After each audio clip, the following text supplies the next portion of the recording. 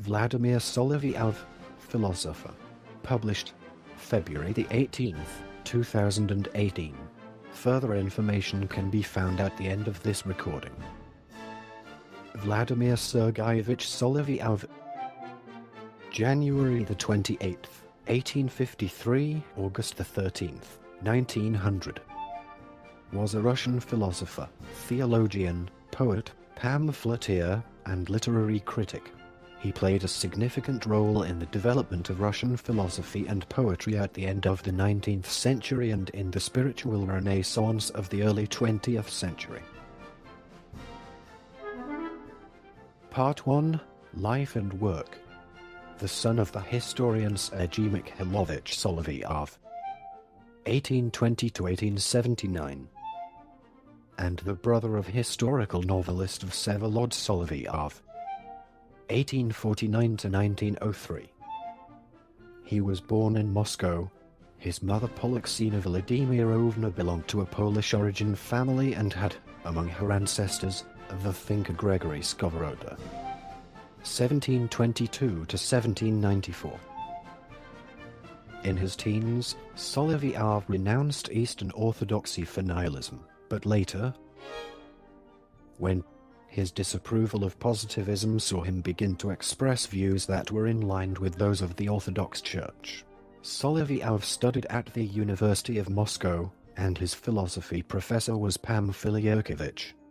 In his The Crisis of Western Philosophy, against the positivists, Solovyov discredited the positivists' rejection of Aristotle's essentialism, or philosophical realism. In Against the Positivists, he took the position of intuitive noetic comprehension, or insight. He saw consciousness as integral. See the Russian term subnost, and requiring both phenomenon, validated by Diononia, and noumenon validated intuitively. Positivism, according to Solovyov, validates only the phenomenon of an object, denying the intuitive reality that people experience as part of their consciousness.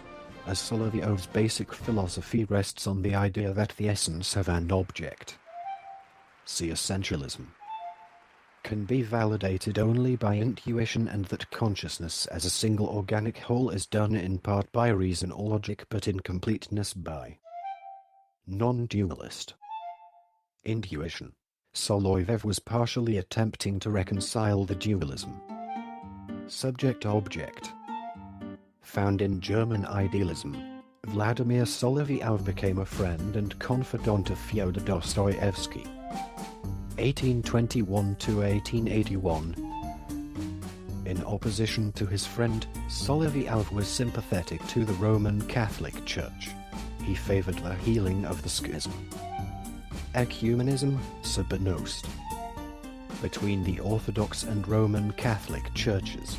It is clear from Solovyov's work that he accepted papal primacy over the universal church, but there is not enough evidence, at this time, to support the claim that he ever officially embraced Roman Catholicism. As an active member of Society for the Promotion of Culture among the Jews of Russia, he spoke Hebrew and struggled to reconcile Judaism and Christianity. Politically, he got renowned as the leading defender of Jewish civil rights in terrorist Russia in the 1880s. Solovyov also advocated for his cause internationally and published a letter in London Times pleading for international support for his struggle. Jewish encyclopedias describe him as a friend of the Jews, and state that, even on his deathbed, he is said to have prayed for the Jewish people. Solovyov spent his last years obsessed with the fear of the Yellow Peril, constantly warning that soon the Asian peoples, especially the Chinese, would invade and destroy Russia. In an 1890 article entitled China and Europe in the journal Review, Solovyov wrote that the great struggle of the coming 20th century would be a war between China, which was yellow, pagan, and completely evil, versus the Europe which was white, Christian, and completely good. After the victories of the Japanese during the First Sino-Japanese War in 1894–95, Solovyov added Japan to the list of Asian nations that were allegedly menacing Russia. Solovyov's fear of Asians was most vividly expressed in his 1894 poem, Pan-Mongolism, where he wrote, quote, "The following is tagged as a poem. From the Altai to Malaysian shores, the leaders of East Isles have gathered a host of regiments by China's defeated walls, countless as locusts, and as ravenous. Shielded by an unearthly power, the tribes move north. O Rus, forget your former glory. The two-headed eagle is ravaged, and your Tataban is past, like toys among yellow children. He who neglects love's legacy will be overcome by trembling fear, and the third Rome will fall to dust, nor will there ever be a fourth." End poem. The third run of the poem was Russia, which claimed to be the successor of the Eastern Roman Empire, whose emblem of a two-headed black eagle was also adopted as the symbol of the Russian state. The Rus were the Viking tribe that founded the first Russian state in the 9th century, and the term Rus is an archaic, poetical name for Russia. Solovyov further elaborated on the Yellow Peril in his apocalyptic short story, Tale of the Antichrist, published in the Nedelia newspaper on the 27th of February 1900, where China and Japan joined forces to conquer Russia. Solovyov began his story with the epigraph, Pan-Mongolism.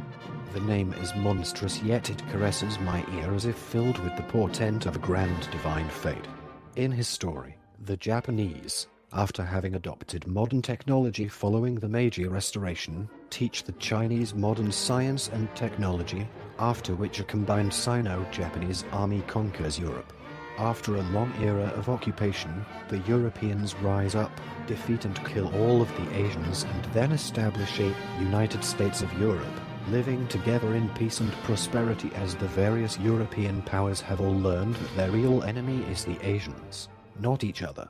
The Boxer Rebellion in China was seen by many Russians as confirming the accuracy of Solovyov's anti-Asian writings, and in the spring and summer of 1900 Solovyov was constantly interviewed by the Russian press about the Yellow Peril. In an interview shortly before his death in July 1900, Solovyov stated he was very worried about what was happening in China, expressed regret that the Europeans had not joined forces already to stop the Yellow Peril, and urged that China be partitioned between the various European powers before it was too late.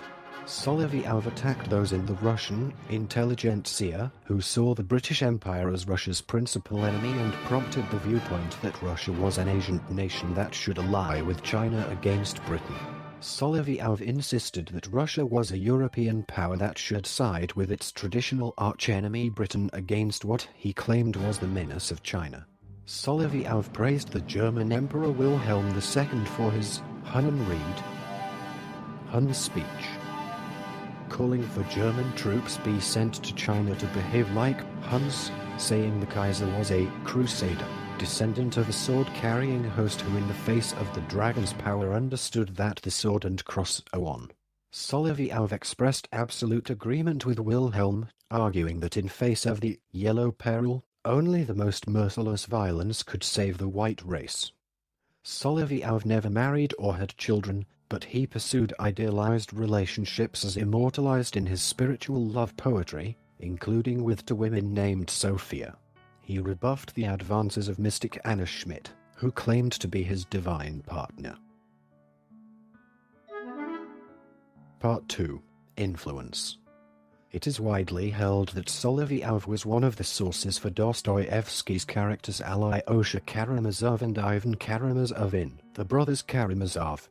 Solovyov's influence can also be seen in the writings of the symbolist and neo-idealist writers of the later Russian Soviet era. His book, The Meaning of Love, can be seen as one of the philosophical sources of Leo Tolstoy's The Kreutzer Sonata, 1889. It was also the work in which he introduced the concept of syzygy to denote close union. He influenced the religious philosophy of Nicholas Berdyaev, Sergei Bulgakov, Pavel Florensky, Nikolai Loiki, Semyon Frank, brothers Sergei Nikolaevich Trubetskoy and Evgeny Nikolaevich Trubetskoy, The Ideas of Rudolf Steiner, and the Poetry and Theory of Russian Symbolists. Andrei Bely, Alexander Blok, Solovyov's nephew, and others. Hans Urs von Balthasar explores his work as one example of 7 lace styles, which reveal the glory of God's revelation, in volume the second I of The Glory of the Lord. Pages 279 to 352. Part 3. Sophiology. Solovyov compiled a philosophy based on Hellenistic philosophy. See Plato, Aristotle and Plotinus. And early Christian tradition with Buddhism and Hebrew Kabbalistic elements. Philo of Alexandria. He also studied Gnosticism and the works of the Gnostic Valentinus. His religious philosophy was syncretic and fused philosophical elements of various religious traditions with Orthodox Christianity and his own experience of Sophia. Solovyov described his encounters with the entity Sophia in his works, such as 3 Encounters and Lectures on Godmanhood. His fusion was driven by the desire to reconcile and or unite with Orthodox Christianity the various traditions by the Russian Slavophiles' concept of Sbynost. His Russian religious philosophy had a very strong impact on the Russian symbolist art movements of his time. His teachings on Sophia, conceived as the merciful unifying feminine wisdom of God comparable to the Hebrew Shekinah or various goddess traditions, have been deemed a heresy by Russian Orthodox Church outside Russia and as unsound and unorthodox by the Patriarchate of Moscow. Part 4. Sbynost. Solovyov sought to create a philosophy that could through his system of logic or reason reconcile all bodies of knowledge or disciplines of thought, and fuse all conflicting concepts into a single system. The central component of this complete philosophic reconciliation was the Russian Slavophil concept of Sbynost, organic or spontaneous order through integration, which is related to the Russian word for Catholic. Solovyov sought to find and validate common ground, or where conflicts found common ground, and, by focusing on this common ground, to establish absolute unity and or integral fusion of opposing ideas and or peoples. Part 5. Death. Solovyov died at the Moscow estate of Nikolai Petrovich Trubetskoy, where a relative of the latter, Sergei Nikolaevich Trubetskoy, was living. Solovyov was apparently a homeless pauper in 1900. He left his brother, Mikhail Sergeyevich, and several colleagues to defend and promote his intellectual legacy. He is buried at Novodevichy Convent.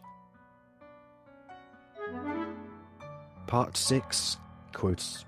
But if the faith communicated by the Church to Christian humanity is a living faith, and if the grace of the sacraments is an effectual grace, the resultant union of the divine and the human cannot be limited to the special domain of religion, but must extend to all man's common relationships and must regenerate and transform his social and political life.